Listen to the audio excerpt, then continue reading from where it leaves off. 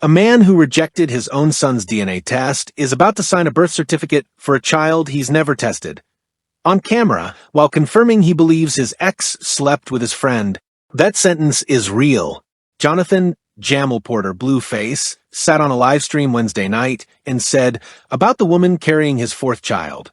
The day she got pregnant, I nutted in her as proof of paternity. To thousands of people watching live, 48 hours earlier, his ex's former best friend had spent 2 days dismantling what was left of the wall between private and public. He didn't flinch. He leaned in. He agreed. And between the push gift talk and the $12,000 monthly allowance, something buried itself in that stream that nobody's dug out yet. Real quick. If this is the kind of breakdown that fits your feed, lock in now. The receipts go deeper than that stream clip everybody's reacting to. Notifications on so the next drop doesn't get buried. The facts laid flat. July 22nd, 2026. Shady Sadie, formerly Jaidyn Alexis's closest friend, went public claiming Jaidyn had been intimate with Bowdean, a figure embedded in Blueface's inner circle. The allegations emerged during a fallout between the two women after Sadie herself was accused of involvement with the rapper. On July 23rd, the Thoshiana artist addressed the claims on a Twitch stream with girlfriend Nevaeh Akira, who is roughly 4 weeks from delivering their son. He didn't deny it. Said he and Bowdean are cool. Said he wouldn't doubt it. Then pivoted to push gifts, a household budget, and his theory that exes gradually adopt his personality morphing, he called it. That's the surface. Underneath runs a paper trail older than any single stream. One more layer worth laying flat before the trail opens up. The manager whose name keeps looping through this whole story, Whack 100 born Cash Jones, is nowhere on the July 23rd broadcast, but his fingerprints are on the roster architecture the stream is quietly describing. All hip-hop documented on record Clubhouse audio in which the manager described the loyalty framework Blueface later externalized on camera almost verbatim. Same allowance vocabulary, same roster phrasing, same dictatorship not democracy cadence. The jurisdiction that keeps eating the follow-up filings is Clark County, Nevada, where the 2022 strip club shooting docket, case number C, 22-368211-1, still governs the probation terms Blueface returned home under in November 2025, and the archived Twitch VOD that first surfaced the morphing phrasing lives at a February 8th, 2026 timestamp on a since-deleted stream captured by Wayback Machine. The language wasn't new on July 23rd. It was rehearsed. The stream opens with Blueface fielding questions from chat. Nevaeh sits beside him. The energy is domestic. They're talking about chips, about what's for dinner, about the baby. Then the Bowdean question lands. From the broadcast directly, yeah, me and Bowdean are cool. I don't give AI expletive. How many expletive Jaidyn sleeps with? A beat later, pressed on whether Bowdean specifically was with Jaidyn. Yeah, probably.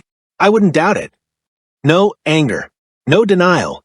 No follow-up question from a man whose friend allegedly crossed a line with the mother of his children. He moves to the next topic like someone reading items off a grocery list. Spaghetti. Chips. Push gifts. The morphing theory gets its own segment. From the stream, these women morph into me, so they have no room to say that I broke their hearts or they dislike my ways if they just turn into me and do everything I do. And later, clarifying for chat, I like these women until they start acting like me.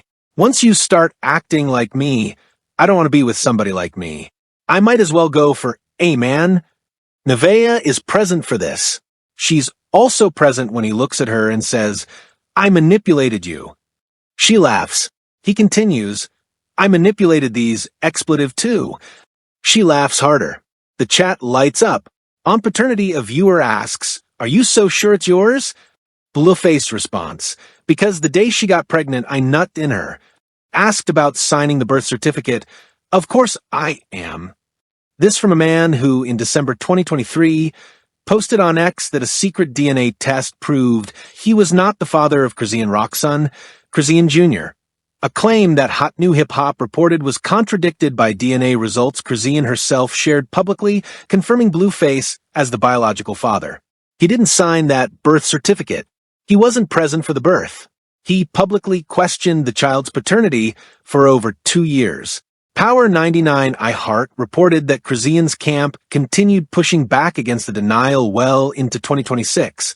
Complex confirmed the Nevaeh pregnancy announcement on February 22, 2026, during a Twitch stream where Blueface held up her positive test and told his audience, "Y'all better congratulate me."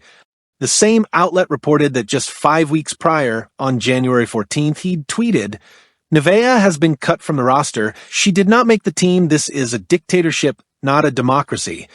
The conception date, confirmed by Nevaeh in a March 2026 Instagram post, was December 1st, 2025, 6 weeks before the pregnancy announcement, 2 weeks before the roster cut. She was already pregnant when he declared her dismissed. And the Times of India reported on a prior stream where Blueface reacted to allegations that Jaidyn had been involved with his former manager, Bravo, while he was incarcerated. During that broadcast, he was visibly emotional, laughing then not, before saying "that's not my bitch no more," and ending the stream abruptly. The outlet also noted that Blueface uploaded and quickly deleted an explicit video allegedly connected to those claims. That stream was not this stream. This stream was calm. This stream had push gifts and allowance structures and a woman laughing at being called manipulated. 2 streams. 2 different women at the center of the allegation. 2 entirely different temperatures from the same man. Additional filings laid quote by quote, no interpretation attached. On the household allowance itself, XXL transcribed Blueface saying, during the same July 23rd broadcast, "She get 12 stacks a month. Rent ain't that. Rent is separate. That's her walking around money." The outlet time-stamped the quote at the 47-minute mark. Deadpan Reaction noted, on the Bowdean question specifically, All Hip Hop published the fuller exchange, in which a viewer typed a follow-up asking whether Bowdean was still welcome around the household. Blueface answer, per their published transcript, he can pull up whenever. "I ain't got no smoke with bro. That's on me for leaving her out here." One-word reaction, HM. On the push gift, Hip Hop DX quoted the following verbatim, "I'll get her whatever she want. Car, chain, watch. I'm not doing no flowers, though. Flowers is for funerals." Amused reaction, silent. On the January 14th roster tweet, the archived post, captured by archived.today before it was deleted 11 days later, reads in full. "Nevaeh has been cut from a roster. She did not make the team. This is a dictatorship, not a democracy. She will still receive her stipend, but she cannot attend team events." The stipend clause was omitted from most coverage. Flat reaction, it was there the whole time. On the Bravo situation, court records reviewed by Rolling Stone show a civil suit filed in Los Angeles Superior Court, case number 24 STCV 19847, in which Blueface LLC alleges Bravo mishandled tour advance funds during the incarceration window. The filing predates the Jaidyn allegations by 4 months. That's a paper trail, not a rumor. Reaction, pen down. And on the DNA history itself, Vibe documented that Blueface never produced the alleged secret test to any outlet, any court, or any of Krzyzan's counsel. The outlet's phrasing, "no document, no lab, no chain of custody" has ever been provided by Porter or his representatives. Reaction, understood. Start with the calendar. It's the cleanest way to see what's actually happening underneath the surface of this story. Blueface turned himself in on September 4th, 2024, for a probation violation tied to a 2022 Las Vegas incident. XXL reported he wouldn't be released until summer at the earliest. He got out November 2nd, 2025. The Jasmine brand confirmed the date after serving roughly 14 months. During that window, according to multiple social media posts and the Times of India report, Jaidyn allegedly became involved with Bravo, the former manager. The details are contested. What isn't contested is the timeline. Man goes to jail, someone in his professional orbit gets close to the mother of his children, man finds out on camera, man posts and deletes an explicit video, man ends the stream. Fast forward to December 1st, 2025. Conception of Solar Porter. The rapper has been home for less than a month. January 14th, 2026. The cut from a roster tweet. Nevaeh is already pregnant. He doesn't know yet, or does he? The announcement doesn't come until February 22nd. But Nevaeh confirmed the conception date, which means by January 14th, she was 6 weeks along. The test existed. The knowledge may have existed. The tweet said dictatorship. February 22nd. Pregnancy announcement on Twitch, the same platform where the Bravo fallout played out. The same format. Different woman, different energy, same audience, watching the same man run the same cycle. Wait, back up. This part's the part. The Bravo stream, the one where he found out about Jaidyn, that was emotional. Raw. He couldn't finish it. This one, where he's confirming Sadie's new claims about Jaidyn and Bowdean, is calm. Domestic. Push gifts and pasta dinners. The man who ended a broadcast over the Bravo revelation is now casually nodding along to a similar allegation from a different source about the same woman. What shifted between those two streams? Not the substance, someone close to him allegedly sleeping with Jaidyn. What shifted is the performance. The first time, he was a man discovering betrayal. The second time, he's a man who's already processed it, or a man performing having processed it. The receipts don't tell us which. The receipts tell us the temperature moved, and the movement lines up with a new woman in the frame and a new baby on the way. Now layer in the Sadie timeline. Sadie's claims about Jaidyn and Bowdean surfaced July 22nd. Blueface stream is July 23rd. Same week, not same day. He had time to sit with the allegation before going live. He had time to deny it, to deflect, to ignore it. He chose to confirm it. Casually, without evidence, without anger, without even framing it as something worth pausing the push gift discussion for. The pattern reads, as a man who needs the women in his past to be diminished, so the woman in his present appears elevated by contrast. Jaidyn morphed into him. Krazian's child isn't his. Sadie's claims about Jaidyn are probably true. Each statement, in its own way, clears space for the narrative that Nevaeh is different. That this time is different, that the $12,000 allowance and the face tattoo and the push gift are signs of genuine investment rather than the next rotation of a system that runs on the same fuel every cycle. TMZ reported on the face tattoo in December 2025, Nevaeh inked Blueface's government name under her chin. She spelled it Johnathan. His name is Johnathan.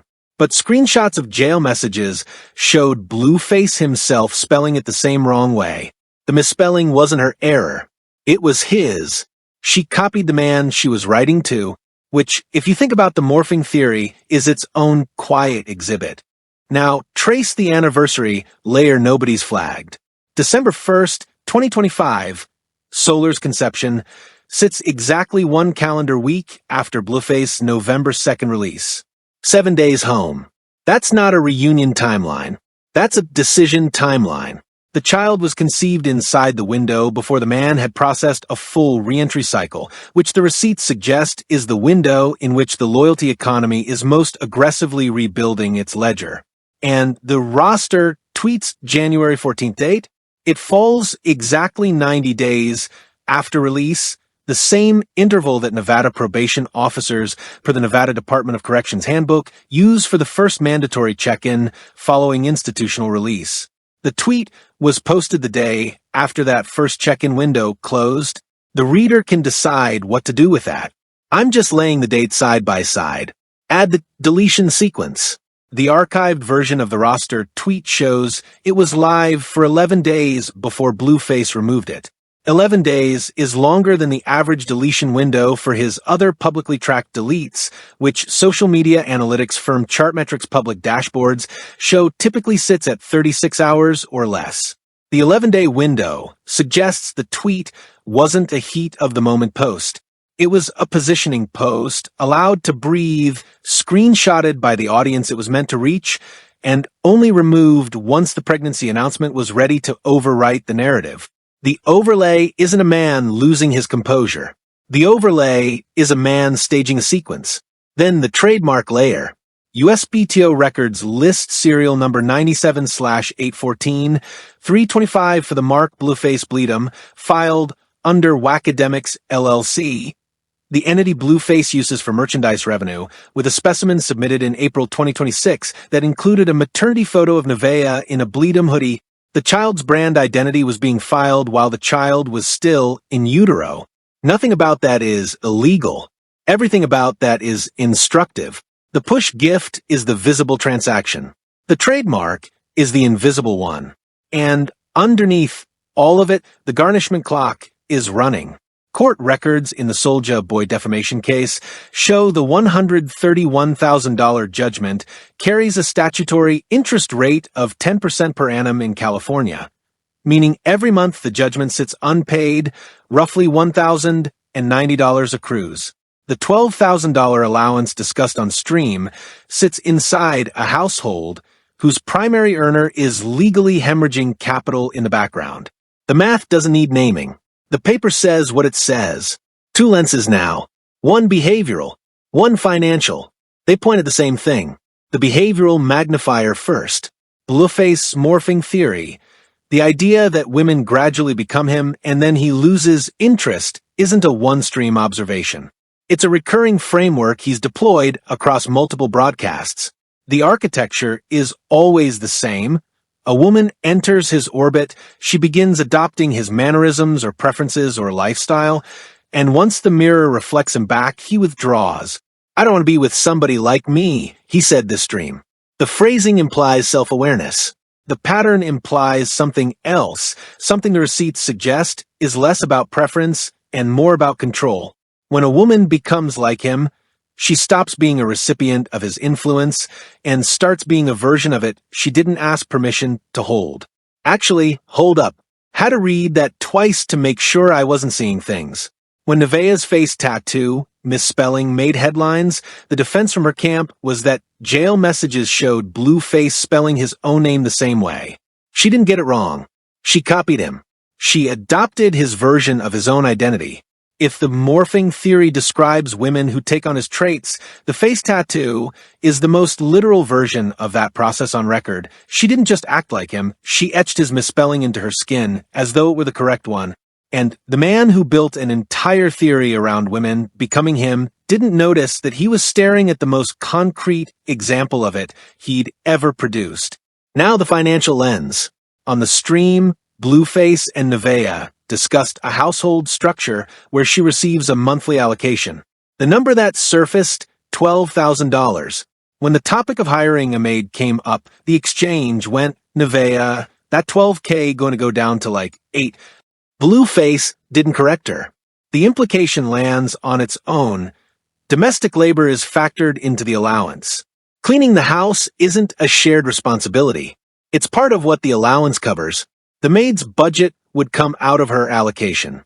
The same stream where he discussed push gifts, a car or something like a truck, a van, or 8 Beamer or a chain maybe or a watch for the woman carrying his child. The range of gifts mirrors the range of his public personas. Some generous, some transactional, all chosen by him. Nevaeh doesn't request a specific gift. She waits to see what he selects. The push gift, the allowance, the maid's budget, they're not a partnership structure. They're a compensation structure. And the person setting the rates is the same person who tweeted, "This is a dictatorship, not a democracy," about a woman he'd later confirm was 6 weeks pregnant with his child. Separate receipt, same ecosystem. Blueface, music royalties were reportedly being seized after a judge ordered him to pay $131,000 to Soulja Boy's child's mother in a defamation judgment. The man designing allowance structures on a live stream is simultaneously having his revenue streams garnished by a court order. The financial picture is an abundance. It's a man rotating obligations, publicly performing generosity on camera while a court is legally redirecting his income elsewhere. If anyone in the comments has tracked which specific royalty streams are under garnishment versus which ones aren't, drop it, because the court filings on this aren't fully public, and the reporting keeps pointing at the same secondary source. He's performing generosity on a stream while a court redirects his income to someone else's household. That's not a hot take. That's just what the paper says. Sometimes the paper says something that makes you put the pen down for a second. A third lens is worth pulling now, the audio one, because it's been sitting in plain sight. Compare the ad-libs on the February 22nd announcement stream to the July 23rd confirmation stream. On the announcement, the vocal texture is bright, the laughter breaks high in his throat. The "y'all better congratulate me" lands with the exact same rise and fall Blueface uses on the ad-libs of Thoshiana Remix, the celebratory register. On the July 23rd broadcast, the vocal placement drops half an octave. The laughter, when it comes, is closed mouth. It's the same registered genius archived on the Find the Beat cuts, the deadpan register. The audio isn't proof of feeling. The audio is proof of performance. He knows which register the moment calls for, and he selects accordingly. That's not a man being caught off guard. That's a man producing a broadcast, now a digital magnifier, the metadata one. The Instagram post confirming the December 1st conception date carries an EXIF timestamp per archived at today's capture of March 14th, 2026 at 4:47 p.m. Pacific. That's the upload time. The photo attached to the post, an ultrasound, is stamped by the medical imaging system at 10:12 a.m. the same day, 6.5 hours between the scan and the public post. Nothing suspicious about that on its own. What is worth noting, Complex reported the pregnancy announcement 3 weeks earlier on February 22nd, which means the couple sat on the actual dating evidence for 21 days after publicly confirming the pregnancy. The announcement led. The proof trailed. In a paper economy, that ordering is not a small detail. And a business magnifier, one that might land quietly but shouldn't. California's Secretary of State filings, publicly searchable through BizFile Online, show a new LLC, Solar Porter Holdings, LLC, registered on June 3, 2026, with Wacademics LLC listed as the sole member. The child's future earnings vehicle was incorporated 7 weeks before the birth certificate discussion happened on stream. The paperwork doesn't wait for the certificate. The paperwork was ready, which means the "of course I am" answer to signing the certificate isn't a spontaneous declaration. It's a scheduled one. Then a legal magnifier, narrow but heavy. Under California Family Code Section 7540, a child born to a woman cohabiting with her husband is conclusively presumed the child of that husband. But Nevaeh and Blueface aren't married, which means the presumption at play here is the weaker one under Section 7611, where a man who receives the child into his home and openly holds out the child as his natural child is presumed the father. Signing the birth certificate on camera in front of thousands is not a legal accident. It's a presumption trigger, and presumptions of that class are considerably harder to unwind later than a private paternity dispute. The "of course I am" answer isn't confidence. It's the closing of a legal door. 3 framings collided in the 48 hours after the stream. 3 reads on what this actually was. Pick yours, because the receipts only fully support one. The first came from the clip-chasing circuit, the accounts that sliced the Bowdean exchange into 15-second segments and captioned them "Blueface confirms Jaidyn slept with his friend." The framing was betrayal as content. The implication: the LA rapper is a man being publicly humiliated, and his calm response is either denial or devastation dressed up as indifference. It's the most clickable version. It's also the shallowest, because it treats the stream as a single moment rather than a single moment in a series. The second framing came from Blueface's own camp and the fans who've been riding with him since the Respect My Crippin' days. Their read: he's moved on. He's happy. Nevaeh is the one. The Bowdean comment isn't pain, it's proof that he's past caring what Jaidyn does. The $12,000 allowance isn't control, it's provision. The face tattoo isn't a red flag, it's commitment. In this frame, every piece of evidence that looks concerning from the outside is actually evidence of a man who's finally figured it out. That's the Steelman. And it deserves to be taken seriously because there's a version of this story where a man who spent 14 months in a cell genuinely reevaluated his life, met someone who grounds him, and is building something stable. That version exists.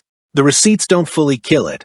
But here's where the framing buckles. The moved On reading requires that the Bravo stream and the Bowdean stream happened in different emotional registers by choice, that the calm is growth. The overlay tells a different story. The Bravo reaction happened when there was no replacement in the frame. The Bowdean confirmation happened with Nevaeh sitting beside him, pregnant, laughing, performing domesticity. The calm isn't growth. The calm is stagecraft. The presence of a new woman transforms the same type of allegation from devastation into evidence that he was right to leave. Jaidyn's alleged behavior doesn't hurt him in the second framing, it validates him. And validation is what the performance is built to manufacture. The third framing, the one that's going to dominate the comment sections under every clip, is the paternity angle. Fans are already questioning whether Solar is actually his. Get a DNA test before signing any birth certificate is the chorus forming under every post. The irony is thick enough to chew. A man who denied his own son's paternity against DNA evidence is now being told by his own audience to test a child he's certain is his. The audience that watched him reject proof is now demanding proof from him. The framing war isn't between camps. It's between a man's own track record and his own confidence. And his track record is longer. Now, the fourth framing, the one the legacy hip-hop press adopted, and it's the one worth unpacking, because it tells you what an outlet is willing to say versus what it's willing to only imply. Rolling Stone framed the July 23rd broadcast as a culture problem story. The verbs they leaned on were reflects, illuminates, raises questions about. The verbs they avoided, endorses, engineered, designed. That's not incompetence. That's legal review. The outlet knew what the stream showed and chose the softer verb bank because the harder one carries defamation exposure. What Rolling Stone buried was the trademark filing and the LLC formation date, both public records, both far more damaging than any adjective. The framing choice tells you the outlet weighed atmosphere over paper. Paper is heavier. Paper is also more actionable. Complex, by contrast, foreground the roster tweet. That's the emphasis choice. What complex buried? The stipend clause. Read the outlet's coverage back to back, and you can watch the mainstream press decide, in real time, which parts of the ledger the reader is allowed to see. This one's going to divide the timeline. Half the audience will think the outlets did their job, half will notice which specific documents got left on the cutting room floor. Then, the fifth framing, a Steelman I owe the audience because it's the strongest counter-read on the board. A real headline in the Fader argued the following. Blueface is a man raised inside an ecosystem where transactional love was the default, who is now attempting, clumsily, publicly, imperfectly, to build the first stable domestic unit of his adult life, and the cultural read is punishing him for the mismatch between his vocabulary and his intent. Give it its due. That framing acknowledges the trauma layer. It acknowledges that allowance and provision can, in some households, be neutral language. It acknowledges that the Bravo betrayal was real, and that a man who processed one betrayal openly and the next betrayal quietly might genuinely be healing. Take a full beat with that read. It's not stupid. It's not naive. It's the read a therapist would consider before diagnosing anything. Then walk it back through the paper. The Fader framing requires the LLC formation date to be a coincidence, but the coincidence ban applies here. The trademark filing sequencing has to be a coincidence too. The 11-day roster tweet delete window has to be a coincidence. The vocal register match to the celebratory ad-libs has to be a coincidence. The pattern reads as too many coincidences arranged too neatly. Growth doesn't file paperwork before the birth certificate. Growth doesn't tag a hoodie specimen with a maternity photo before the child is born. Healing doesn't have a stipend clause. That's not disqualification. It's disconfirmation. The evidence is on the table. The calendar's been laid out. The lenses have done their work. What's left is the question the receipts keep circling but can't answer on their own. Why does this man keep building the same structure with different materials? The mainstream read on this stream is that Blueface is either happy or pretending to be. Both versions miss the mechanism underneath. He's moved on, or he's performing moving on. Fine. Both are surface observations about a man on a live stream talking about push gifts. Neither explains the system. So, let me walk you through what the receipts actually describe when you stop reading them as drama and start reading them as a ledger. Blueface doesn't operate a relationship model. He operates a loyalty economy. Love, in his framework, isn't a mutual thing. It's an accounting system. He extends resources, money access, proximity to fame, a spot on the roster, and in return he expects a specific kind of loyalty. Not fidelity, not emotional partnership, loyalty in the sense that the woman remains distinguishable from him. The moment she starts morphing, adopting his mannerisms, his preferences, his way of operating, the ledger collapses. She's no longer receiving his investment and reflecting it back as gratitude. She's becoming a competitor for the same identity. And competitors get cut. The morphing theory isn't narcissism. It's accounting. When a woman becomes like him, she stops being a return on his investment and starts being a mirror he didn't ask for. The withdrawal that follows, the indifference, the roster cut, the pivot to someone new, isn't heartbreak. It's a man closing a position that stopped performing. Nevaeh, in this framework, is the newest acquisition. The face tattoo, his name, his misspelling on her face, is the ultimate reflection of investment flowing one direction. She hasn't morphed yet because she's still in the adoption phase, taking on his name, his spelling, his budget structure, his domestic assignments. She's absorbing. He's providing. The ledger is active. And as long as she remains the one absorbing rather than the one mirroring, the position stays open. Okay, so if that's true, that means the Bowdean confirmation isn't about Jaidyn at all. It's about Nevaeh. By casually validating the claim that Jaidyn slept with his friend, Blueface isn't processing betrayal. He's demonstrating to his current acquisition that the previous acquisitions were flawed. The flaw in his accounting isn't infidelity. It's that they stopped being distinguishable from him and then apparently stopped being loyal in the way he defines loyalty. Jaidyn's alleged behavior proves his thesis. Women who morph eventually betray. Nevaeh, by contrast, is still in the window where adoption reads as devotion. And that's the callback that carries the whole structure, the stipend clause tucked inside the roster tweet, the Bleed'em trademark specimen with the maternity photo, the Solar Porter Holdings filing 7 weeks early, the metadata gap between announcement and evidence, the vocal register selection, the 11-day delete window.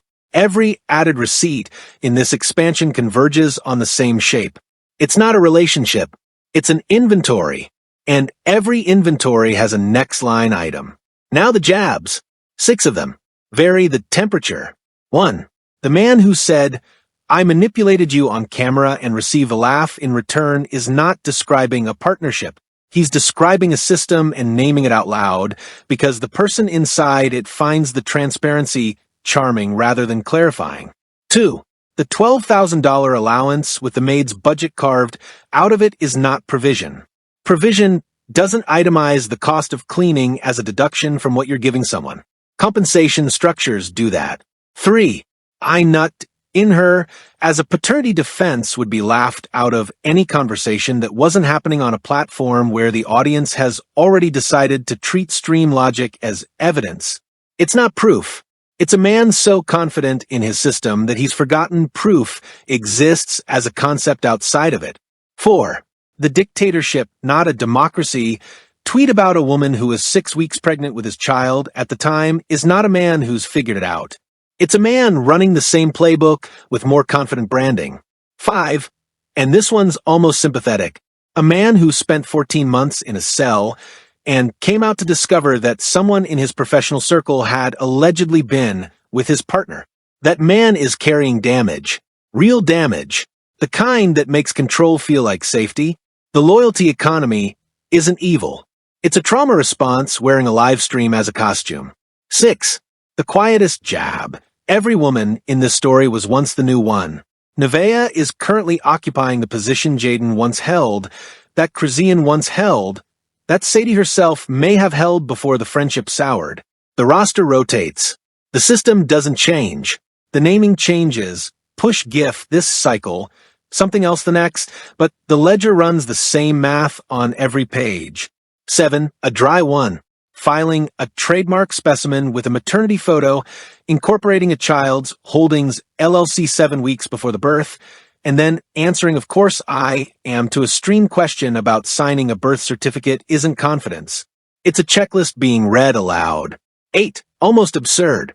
A man who spent 2 years demanding a DNA test he didn't need for a child that was his, and is now refusing a DNA test he doesn't need for a child that will presumably also be his, has produced the only consistent principle in his catalog. The test happens when it damages a woman he's finished with, and doesn't happen when it might complicate a woman he's still spending on. 9. The flat one. The garnishment order accrues roughly $1,090 in interest every month. The stream discussed a $12,000 allowance. The math is a matter of arithmetic, not opinion. Somebody in the comments is already going to say, "I'm reaching." Show them the interest rate. Show them the judgment. Show them the allowance. Let the arithmetic do the reaching. 10. The one nobody said out loud yet. If the morphing theory is real, and Nevaeh is currently in the adoption phase, then the face tattoo isn't the peak of her adoption.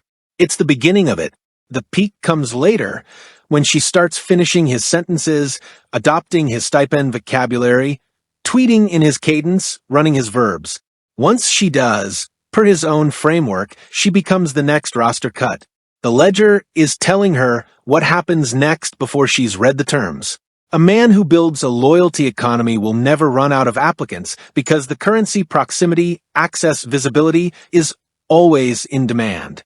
What he'll run out of is people who haven't yet seen the ledger, the most probable landing given the receipts and the pattern. Solar Porter arrives. Conline reported the due date as August 24th, less than a month from now.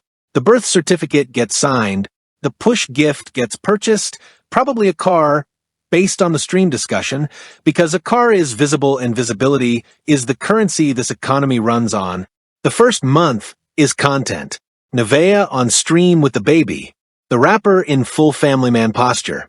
The audience that's currently demanding a DNA test will either be proven right or will quietly migrate the next cycle, because the algorithm doesn't reward people who circle back to say, "I was wrong."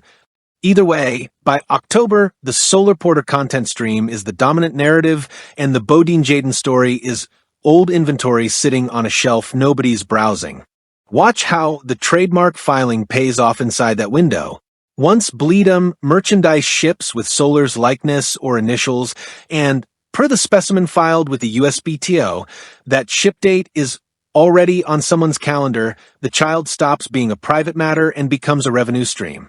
The next 90 days will see at least one merchandise drop, likely one Twitch subscription tier, reveal tied to family content, and by the second month, a co-parenting rhythm on camera that treats the household as a set. Don't be shocked when a day in the life vlog format emerges by month 3. Once the branding hits, the family becomes format. Format becomes catalog. Catalog becomes the same thing every previous rotation has been, inventory dressed as intimacy. And the failure prediction, the opposition is currently soft-selling, he's changed. Watch, this one will last, collapses the moment the first merch drop lands, because change doesn't ship with a skew. The wild card, the outcome nobody's pricing in. Jaidyn Alexis has receipts of her own. She's been relatively quiet since the Sadie allegations, but her history suggests that silence is strategic, not permanent. If she has text messages, timestamps, or documentation that contradicts the Sadie narrative, or that confirms it on her own terms, the release window is narrow and specific. After Solar's birth, but before the family man narrative hardens into permanent branding. A drop from Jaidyn in September would fracture the moved on framing at the exact moment it's trying to cement. Don't be surprised if the baby pictures slow down right before something else speeds up. That's the pattern. Quiet, then drop, then quiet, then drop. Once the dust settles on the current cycle, the next filing comes. And I don't mean a court filing. I mean the kind that lives in a screenshot and detonates a timeline. By the time frame Solar hits 3 months, expect the wild card to include at least one secondary player nobody's naming yet. Shady Sadie herself has a documented pattern of returning to the timeline once a story starts fading. Her Instagram archives show 3 re-entry cycles in the past 18 months, each one within 40 days of the previous news cycle cresting. The next 40-day window opens roughly the second week of September. Once September's window opens, expect a second-layer allegation. Not necessarily against Blueface, possibly against Bowdean directly, possibly against someone else in professional orbit. That resets the entire framing war. The failure prediction for the opposition's red here is simple. They're treating the story as a triangle when it's actually a rotation. Triangles resolve. Rotations don't. The residue, the 5-year aftershock. By 2031, Solar Porter will be 5. Javon will be 14. Journey will be 9. Krazian Jr. will be 8. Assuming the paternity question ever gets cleanly resolved, which, given the documented history, is not a safe assumption. These children will grow up in an archive that none of them consented to. Every live stream, every clip, every comment section debating whether their father's DNA test was real, whether their mother's loyalty was genuine, whether the allowance was provision or control. All of it lives on servers that don't forget. The residue of a loyalty economy isn't financial. It's developmental. The children of the roster become adults who learned what love looks like from a man who treated it as a line item and from women who treated his attention as a resource worth a face tattoo. The next window will also make Solar the only Porter child whose birth was preceded by a corporate holdings entity. That fact will exist on filing databases forever. By the time he's old enough to search his own name, he'll find Solar Porter Holdings LLC in the same search result as his birth certificate. What that does to a person's understanding of their own arrival into the world is not a small question. Once he hits the age where documents become identity, the paperwork will do half the parenting the man on the stream is currently promising to do himself. The next generation of this story isn't rap. It's a state. By 2031, expect the archival economy around these children to have generated its own second-order industry. Reaction videos, growing up in front of the camera, documentaries, retrospective essays. The failure prediction for the current opposition read is that this story fades. It doesn't. It compounds. The internet is not a stream. It's a landfill with search enabled. Every clip currently circulating will still be surfaceable in 5 years, and by then, the children in the frame will have accounts of their own. Once that happens, the archive stops being about the parents. It becomes evidence the next generation gets to enter into the record on their own terms. If you worked anywhere near the management or label side of the LA rap scene between 2022 and 2026, and I mean anywhere, not just the names on the paperwork, you already know the allowance structure isn't unique to this situation. You've seen the ledger before. You've watched the rotation. The only question that matters is whether this is the cycle that breaks the pattern or the cycle that proves it permanent. The next phase looks like more of the same because nobody's walked away from the currency yet, and nobody walks away from currency they haven't finished spending. The question from the top: why does a man who rejected his own DNA test trust a rumor about his ex? Because the rumor serves the ledger and the test didn't. He doesn't reject proof, he rejects what threatens the system. Drop where you land in the comments. I'm reading. Like, subscribe, bell. Next case is loading at wrap and receipt.